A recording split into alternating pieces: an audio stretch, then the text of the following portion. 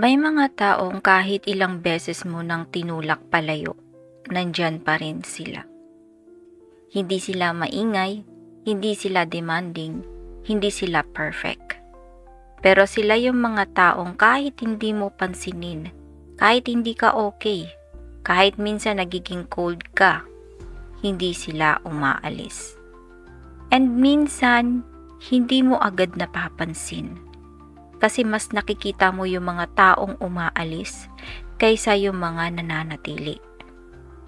Pero habang tumatanda ka, unti-unti mong nare-realize, may halaga pala yung mga tahimik lang pero sincere.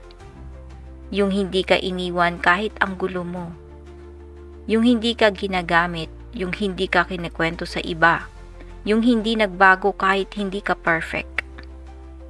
They may not say it, pero pinipili ka nila.